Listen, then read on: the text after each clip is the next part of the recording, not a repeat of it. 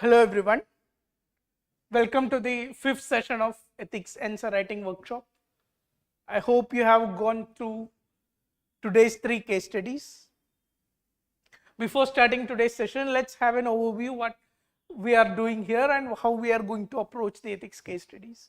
So in the first class, we have whole our focus was on interpreting case study or approaching when you get a case study in your hand. One of the most important problems students routinely face in case study is not having enough time or overwriting in 15 minutes. You have to anyway complete the case study. Reading, interpreting, writing all the 4 pages, filling the pages, answering all the questions, everything should be completed within this 15 minutes. So that becomes a challenge in itself. You need to do this in 15 minutes. So one of the most important things students keep in mind is interpreting the case study by reading it one time itself. Now how you can do this? You can only do this if you have a predetermined mindset to approach the case studies. And we have introduced to you two different approaches. One is the problem and objective approach. One is the stakeholder, their interest and guiding values. Two different approaches. We have seen solve different case studies in the last class by applying these approaches. Like this is not something to write in the paper. This is something, a framework which you should have in your mind while approaching the case studies, while reading the case studies for the first time. So that you have a plan in your mind even by simply reading the case study one time. If you are reading it 2 times, then you are wasting your time. Then you will run out of the 15 minutes target, and that can mess up whole the quality in different parts of your answer writing. So this is one thing we have focused in the last class. In this class, we will be must do case study themes. We will be introducing it to you the, if you are an MIP student, you might have already go through the Ethics Workbook 7. So Workbook 7 introduce you different themes like depending on last 10 year, 11 year, how different questions have been asked in case studies. We have identified these are the repeated themes. These are the routine themes on which some kind of twist will be introduced, some kind of stakeholder will be changed, new stakeholder will be added, but the theme, the core theme is not changing. So we have identified around more than 10 themes, 12 plus themes you will get in this workbook. So these themes we are going to discuss in today's class. And the last class, that will be on Friday, we will see some of the miscellaneous type of case studies. For example, in the 2023 paper, we have had a case study on social media, on how to handle social media, ethical issues regarding social media, challenges or threats in social media. All these are like not routine question you see in case studies. Even the nature of the questions is different. Some of the questions may be directly picked from some current happenings. So these kind of case study we will be dealing with in the last class, that is to be scheduled on Friday. So on that note, then last class also we have seen the broad demands of different parts of the case study. In introduction, you can easily start with highlighting the core dilemma. You can even summarize the case. You can even put the name of the stakeholders. This is the,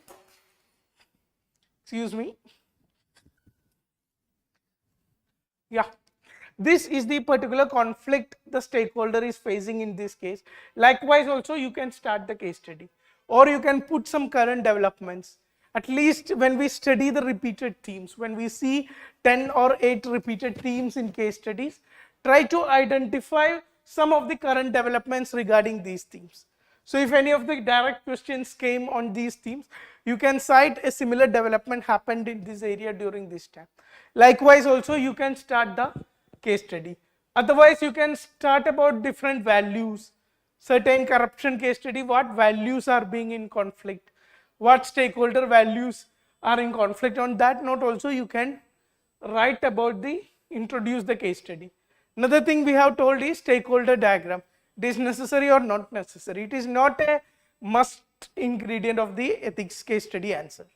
If the answer demands it, if the case study is a shorter one, if the case you have abundance of time with you to include that section also, then you can try to include the stakeholder diagram, all aspects related to that. Whenever you are doing the stakeholder diagram, try to at least put some interest or value elements related to each stakeholder. Otherwise, if it is a lengthy case studies, then it is, or 3-4 questions are being asked in the case study, it is better to avoid this. Second thing is ethical issues or ethical dilemma. What is ethical difference between ethical issue and ethical dilemma? In ethical issue, there will be compromise of certain values, whereas in ethical dilemma, there will be conflicting situation between two values. Right, in terms of values, how you can make your arguments ethical, you should speak in terms of values, how you can uphold certain value, how the compromise of certain values is leading to certain consequences. On that terms, you should write this part of the answer. Now, when you are generating options, the first and foremost thing you have to keep in mind is understand what is your role. What you can do depends on who you are in the case study. If you are an executive of a bank, what ambit of your action will be totally different. If you are a civil IAS officer, your ambit will be completely different. If you are a police officer, what you can do will be completely different. So have very keen focus on what exactly is your role, and based on that role only you try to generate options. Now, when you are generating options, don't generate options for the sake of generating options. For example, don't put resign from the job option in every case studies. Only generate those options which has a merit in itself. If resignation from the job itself has a merit, it can be practical in certain aspects, then only put that option in the case study, otherwise forget it.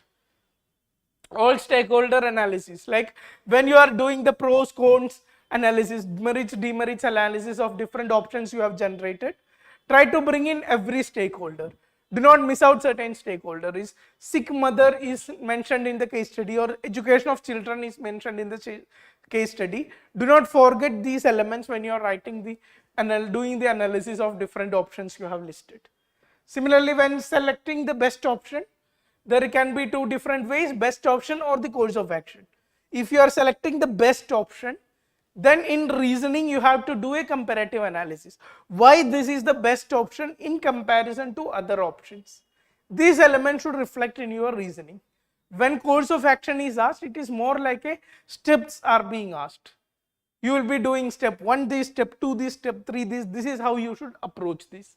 In conclusion, like very similar to section A conclusion, you can conclude with current developments, you can conclude with constitutional articles, SDGs, you can conclude with second ARC reports, you can conclude with different other kinds of reports. So these should be your general expectation or general outlook to different parts of the case studies. Then these are the two approaches to read the case study. We have discussed this in the last class itself. Now going to the peak demand of today's class, that is workbook 7, and identifying and analyzing different themes related to case studies.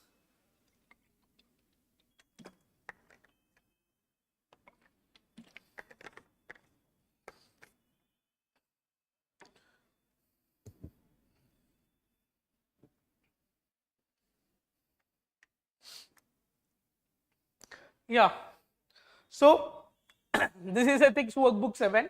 Broadly, we have divided case studies under 3 different heads.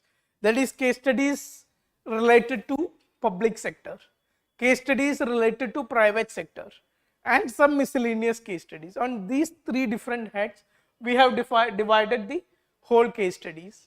So around 10 different themes, 12 different themes you will get here. So let's discuss, go through one by one of the themes and have a broad overview what this is. To have what is the objective of preparing these? Idea is in the first part in approach, what was our approach, what was our objective? Objective was that when you are how to read the case studies, how to interpret the case studies, how to approach the case studies. Now once the approach part is done, second part comes the brainstorming. How to generate innovative points. Many a times you will see this, you should write down practical answers in case studies. But how to do practical answers, how to write practical answers in case studies, how to write innovative answers in case studies. Innovation doesn't come when you are writing the exam. Innovation should happen when you are preparing for the exam. Now, how you can prepare innovatively for case studies? For this, we have got identified these themes. For every themes, a set of certain kind of model answer is being provided to you. What is the peculiarity of these model answers? These are not just, you can use these arguments in n number of solutions, n number of questions. If you have thoroughly prepared different arguments related to these 10 themes that is given, I will assure you whatever themes on which, whatever complex case study comes on the paper, you will be confidently able to write this. So our objective is to have better quality answers. Not waste time on brainstorming, on making inventive, bringing in inventive or innovative points in the answer writing. These all are the broad objective of doing this theme-wise analysis. Whether you are following the workbook 7 or not following the workbook 7, that is all up to you. But identify some of the repeated themes in case studies, prepare solid answers for this. This much is expected from every ethics case study student. I hope the idea is clear. Let's discuss the first case. That is, we are starting with case studies related to public sector. Case studies related to public sector. The first conflicting case study is between following the rules versus acting with compassion. You might have seen in today's paper also, we had one case study, like enforcing eligibility criteria would deny support to needy women, but making an exception would lead to violation of rules.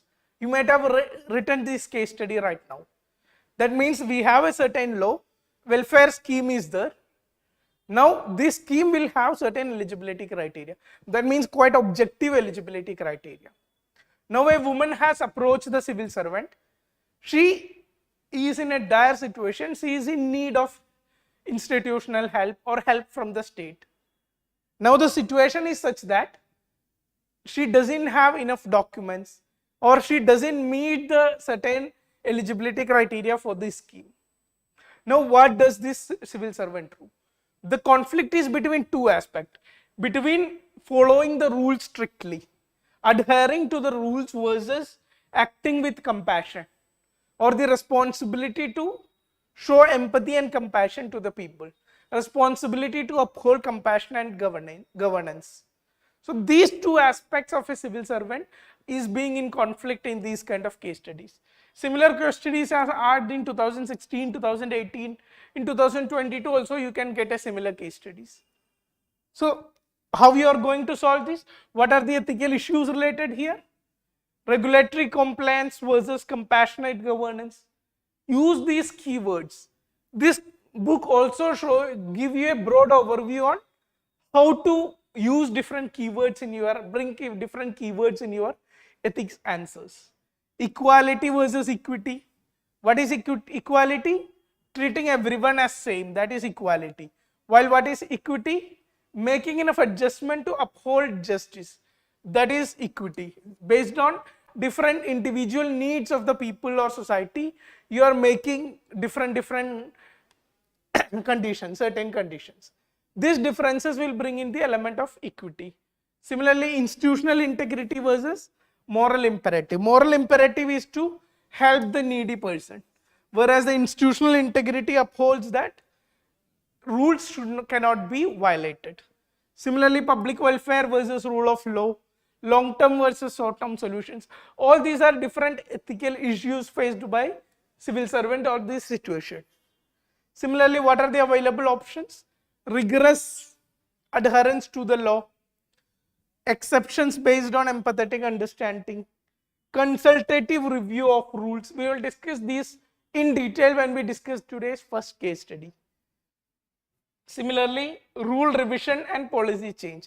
Like use this as an example to bring in necessary policy changes. These can be different options, and what can be the best option?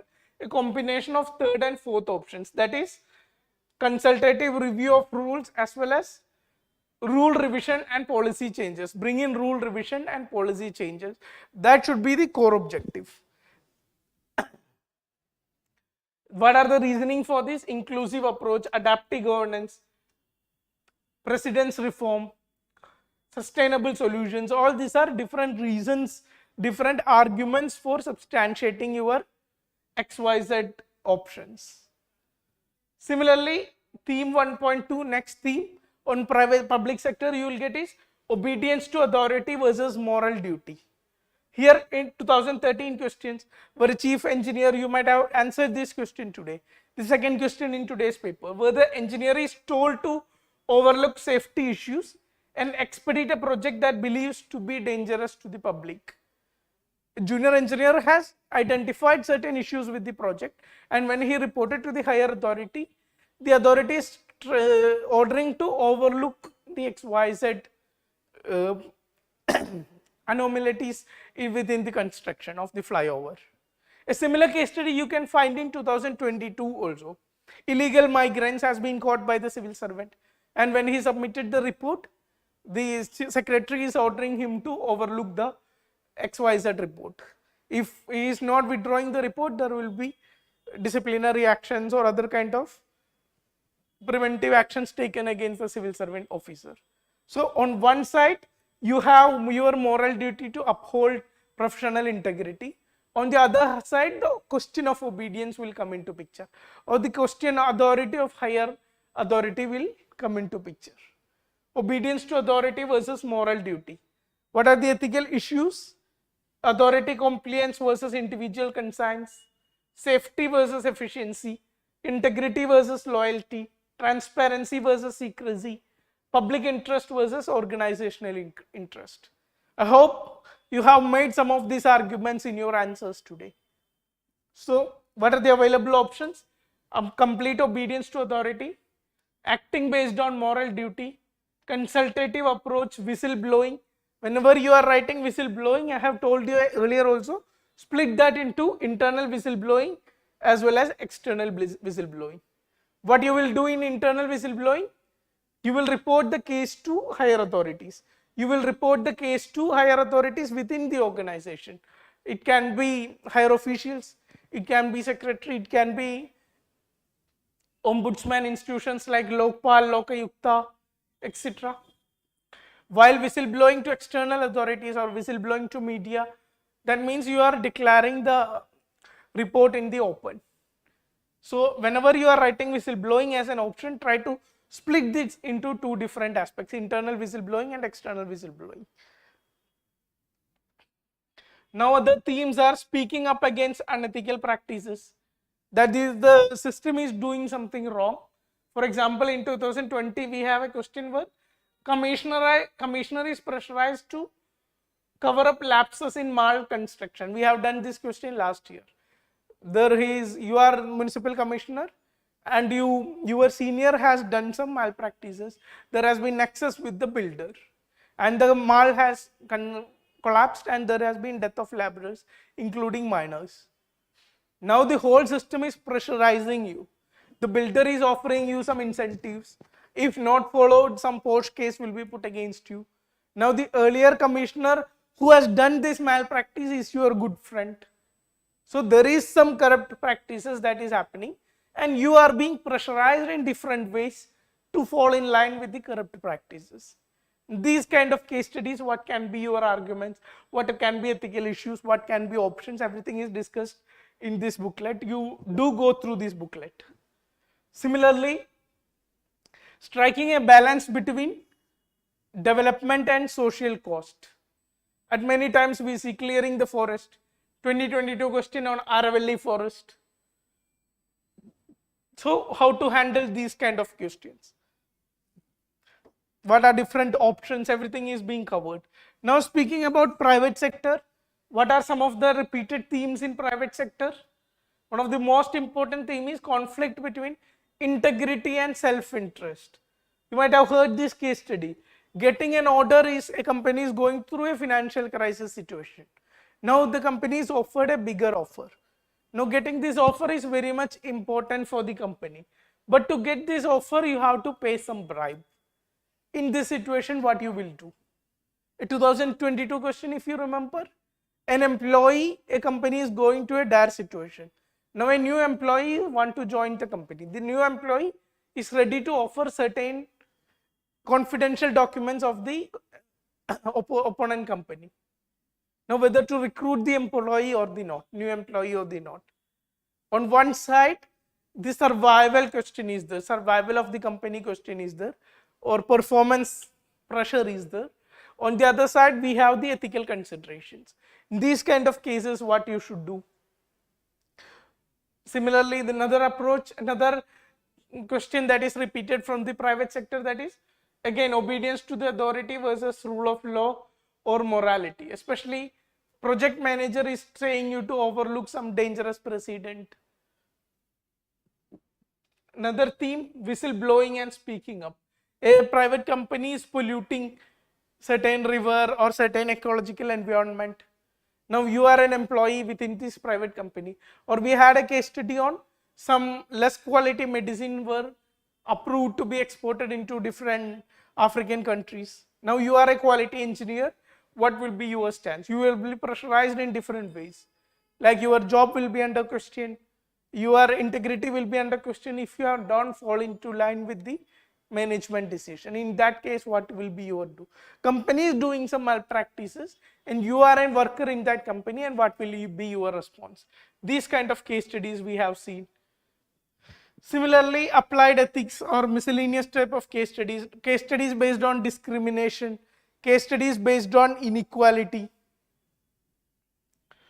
Similarly, gender issues, case studies highlighting gender issues, case study highlighting international ethics.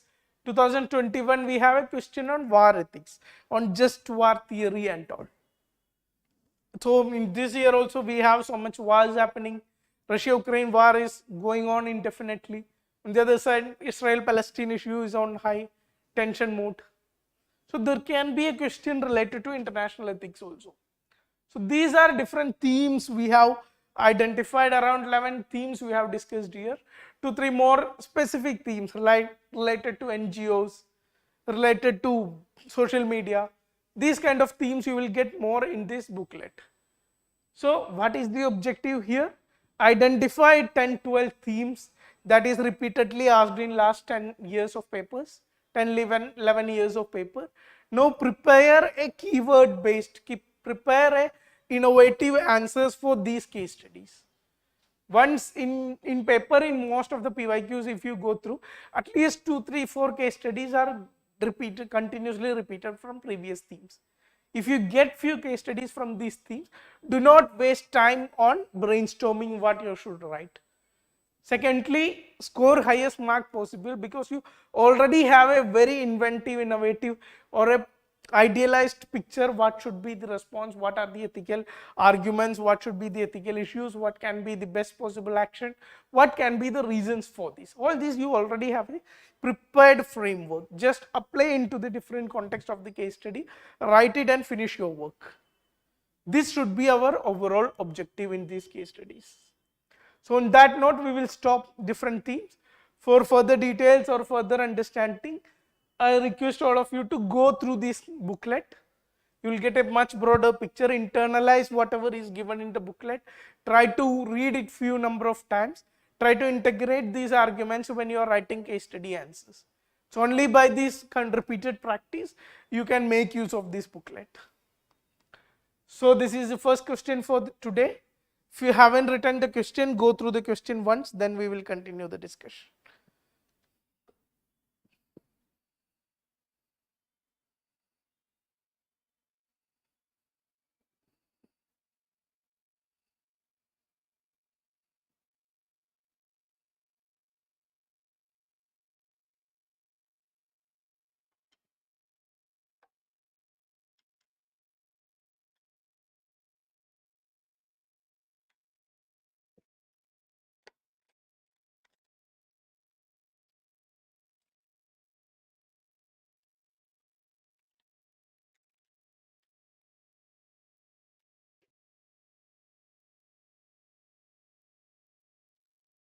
Yeah, so this is a 2016 case study. What it's speaking about? You are an officer in charge of implementing a social service scheme to provide support to an old and destitute woman. Similar case study has been asked in 2017. Similar case study you can find in 2022 also. An old and illiterate woman comes to you to avail benefits of the scheme. Who are you? You are an officer in charge of implementing the scheme. However, she has no documents, problem, stakeholder, role, to show that she fulfills the eligibility criteria. After meeting her and listening to her, you feel that she certainly needs support. Your inquiries also show that she is really destitute and living in a pitiable condition. So you have done some kind of inquiries, and whatever she is being telling has been verified. You are in dilemma as to what to do. Putting her under the scheme without necessary documents would be clearly violation of rules. That is another issue, problem number 2. But denying her the support would be cruel and inhuman. Problem number 3. So this is how you read the case studies. Whenever you are trying to reading the case studies, identify the problems. You can clearly see 3 different problems in these case studies. One, the woman has no documents. Secondly, if you put the woman under the scheme without enough documents, that will be the violation of rules. Thirdly, if you do not put the woman, do not provide necessary help to the woman, that would be inhuman and cruel. So these are the 3 problems of these case studies, and on basis of these problems, what will be the objectives? One is compassionate governance, rule-based governance, institutional changes required, democratic governance ideas. All these can be different objectives of this case study. I hope you got a overall picture on how you should read the case studies. Now this is based on the first theme we have discussed in this different paper. The first theme we have discussed in this workbook 7, that is following rules versus acting with compassion. So we have a long list of ethical issues. We have a long list of ethical arguments. Just put these arguments into your answer, your work will be done. Prepare based on these framework and just integrate this framework into your answer writing. That is the whole you have to do. I hope the idea is clear. So when you are reading the case study also, we have tried to identify what are the problems. What are the problems? Eligibility and documentation problem. Old woman lacks necessary documentation to prove her eligibility for the social service scheme, which is requirement for availing the benefits. That is the first problem. Second is humanitarian concern problem. That is, woman is in desperate need for support, and denying her the benefits of the scheme based on her lack of documentation would be inhuman and cruel. Third one is policy violation. If you put woman under the benefit of the scheme, then that will be clear violation of rules and regulations. So these are the 3 problems. On objective side, we can think on these aspects. Uphold the rules. Rules cannot be, as a civil servant, one of the most, whenever we discuss in the section A also, when we speak about what are the responsibilities or duties of a civil servant, the primary and the most important duty of a civil servant is upholding the rules. So upholding the rules becomes the most important responsibility of the civil servant. Then comes offering different assistance, offering the needed assistance to the destitute woman. Then comes the balancing act between rules on one side and compassion, empathy on the other side. How you can balance these 2 values. Policy review, whether the rules is having any bias in itself, some kind of review should be done to the existing rules. On these elements, you can devise your objectives. If this much you can think when you are reading the case study for the first time, then you are done with the case study. The rest is monotonous exercise of filling the papers. This much you can bring into your mind when reading the case study for the first time, your work is done. Introduction. Easiest way of introduction, highlight the core ethical issue. The case revolves around conflict between rigid adherence to bureaucratic rules and moral imperative to provide assistance to vulnerable individual in need. The dilemma faced by the officer highlights tension between upholding eligibility criteria which are in place to ensure fairness and prevent abuse, and the obligation to exercise compassion, empathy towards destitute and illiterate women who lacks the necessary documentation. So what it is trying to prove, how you are introducing it, what is the core ethical conflict, what is the core ethical tension. On this you given a brief picture, that is enough for your conclusion. If you can link it with some current affairs developments, if you can link it with some values, here you can connect it with bureaucratic attitude versus democratic attitude. If you can connect it with some values, some current affairs developments, you can always put that in the introduction. Similarly, rational way to solve this dilemma. Then we are directly going into what exactly is asked in the question. What is our rational way to solve the dilemma? First step you have to take is understand the situation. Understand and document the woman's situation thoroughly. I told this when discussing the 2023 paper itself also. In there we had a question on where a woman's blood transfusion has to be done when a landslide is happening. Now there are certain rules which speaks that transfusion can only happen through authorized blood banks. Now when we discuss that question, what we have told, you are a civil servant, your primary responsibility is to uphold law. Still, depending on certain situation, if you are violating certain aspects, if you are violating certain rules, always think on two aspects. One is you are never going to do it under the cover. You are never going to hide it and try to make it up. No. First thing. Second, so you should document it. You should put that all into the paper. Second thing is, try to bring in a competing law. Try to make it not like one law is there and you are violating it. No. Try to bring in two different laws into picture. When in that case we have discussed, one is the law regarding blood transfusion. Second is a law regarding power. You are an IAS officer.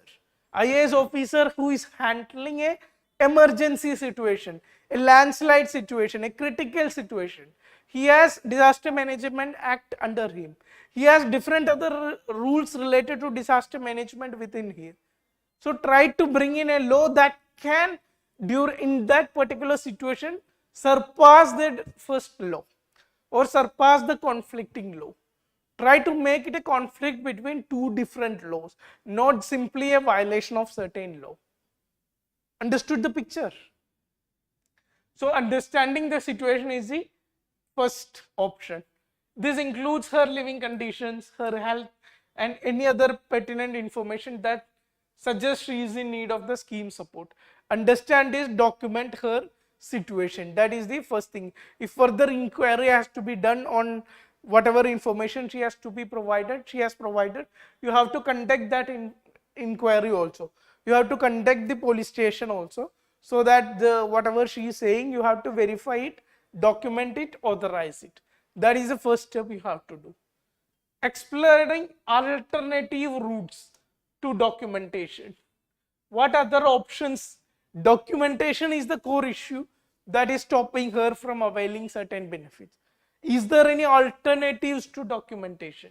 Is there a way for her to fulfill eligibility criteria without standard documents? For example, can she get a local community leader or sarpanch or panchayat head or healthcare provider or neighbors to vouch for her situation?